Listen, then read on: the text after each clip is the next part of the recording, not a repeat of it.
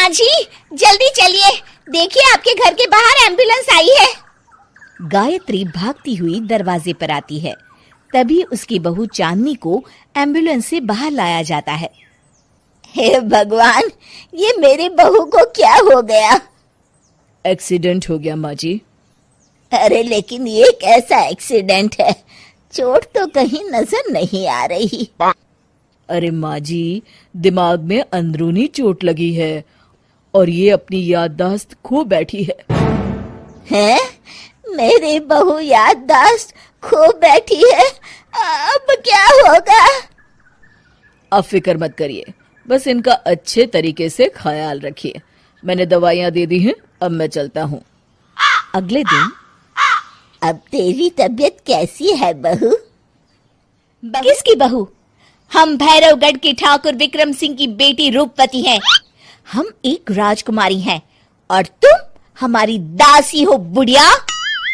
अरे बेटा विशाल, बहू कैसी बहकी बातें कर रही है। अरे कुछ मत पूछो माँ, रात को मुझसे अपने पैर दबा रही थी। सर पर चोट लगने की वजह से इसका दिमाग पूरी तरह खराब हो गया है और ये अपने आप को राजकुमारी समझ रही है।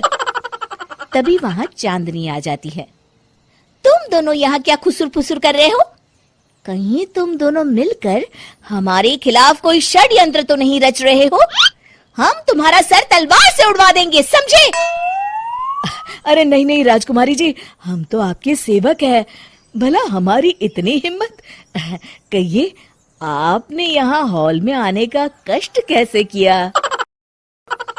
हमें बहुत भूख लगी है। ए दासी, जल्दी से हमारे लिए भोजन का प्रबंध करो। आज हम शाही कबाब खाएंगे। विशाल अपनी माँ को चांदनी की बात मानने के लिए इशारा करता है। ठीक है राजकुमारी जी, मैं अभी आपके लिए भोजन लेकर आती हूँ। इस तरह विशाल और उसकी माँ ना चाहते हुए भी चांदनी की जी हजूरी में लगे रहते हैं। लाओ माँ, जल्दी से मेरा टिफिन दो, मुझे देर हो रही है। अरे ठहर जा, जरा दम तो लेने दे मुझे।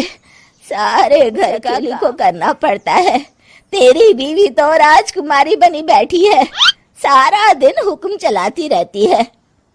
अरे माँ, मेरा भी तो यही हाल है। फिलहाल तुम मेरा टिफिन दे दो, मैं चला। रुको, कहाँ जा रहे हो? अरे मर गया रे, ये कहाँ से आ धमकी? आज हमारा जुहू चौपाटी घूमने का मूड है और हमें अपने लिए नई साड़ियाँ भी खरीदनी है। चलो जल्दी से अपना वाहन निकालो और हमें ले चलो। अरे अब तो मैं गया काम से। अगर आज मैं वक्त पे ऑफिस नहीं पहुंचा तो मेरा बॉस मुझे नौकरी से निकाल देगा। मरता क्या न करता। आखिरकार विशाल चांदनी को घुमाने ले जाता है और चांदनी अपने लिए ढेर सारी शॉपिंग भी करती है। ए दासी, शर्मा के आने का समय हो गया है, जल्दी से टीवी शुरू करो। अरे वाह कपिल शर्मा, तुझे याद है, बाकी कुछ याद नहीं। बहू तू तो बड़ी चालू लगती है, अपने फायदे की हर चीज तुझे याद रहती है। मैं तो तेरी इस अजीब बीमारी से परेशान हो गई हूँ। अगले दिन, अरे डॉक्टर साहब, आप इतने दिन से मेरी बहू का इलाज कर रहे हैं, लेकिन उसकी बीमारी तो सुधरने के बजाय और बढ़ती जा रही है।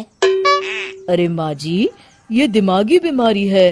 बेचारी की याददाश्त चली, वापस आने में थोड़ा वक्त तो लगेगा ही ना।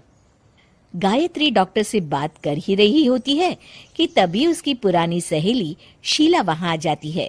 शीला को देख अचानक डॉक्टर घबरा जाते हैं। अच्छा माँ जी, मुझे एक मरीज को अर्जेंट देखने जाना है, मैं चलता हूँ। ये कौन था? अरे अब क्या बताऊं शीला, एक एक्सीडेंट भी मेरी बहू की याददाश्त चली गई है। ये डॉक्टर उसका इलाज कर रहा है। ये डॉक्टर कब से बन गया? अरे ये तो चमन पान वाले का लड़का है, सारा दिन नौटंकी करता रहता है। अच्छा तो ये बात है, अब मैं समझी। मेरी बहू और ये पान वाले का लड़का दोनों मिलकर मुझे बेवकूफ बना रहे थे। चल तू मेरे साथ। गायत्री शीला को एक बड़ा सा डंडा हाथ में देकर अपनी बहू चांदनी के कमरे में ले जाती है। बहू, ये मेरी सहेली है, एक डॉक्टर है। इसने तेरे जैसे न जाने कितनों का इलाज 2 मिनट में कर दिया है। इसका कहना है कि सर पर जहाँ चोट लगी हो, अगर उसी जगह दोबारा किसी बड़े डंडे से जोर से मारा जाए तो मरीज की याददाश्त वापस आ जाती है। देख, हम डंडा भी लाए हैं। अपनी सास की बातें सुनकर और हाथ में बड़ा डंडा देख चांदनी घबरा जाती है। अरे बाप रे, मैं तो फंस गई। इस डंडे की एक बार की वार से ही मैं तो चारों खाने चित हो जाऊंगी। अब क्या करूं, क्या करूं, क्या करूं? लेकिन गायत्री, डंडा सर पर ठीक उसी जगह लगना चाहिए जहाँ चोट लगी है। अरे तू चिंता मत कर, 2-4 बार मारूंगी तो एक बार तो सही जगह लग ही जाएगा ना। चल बहू, तैयार हो जा। अरे नहीं नहीं माँ जी, मुझे मत मारिए। दरअसल घर के काम करने से बचने के लिए मैंने ये सब नाटक किया था। मुझे माफ कर दीजिए, मैं कान पकड़ती हूँ। दोबारा ऐसी गलती कभी नहीं करूंगी।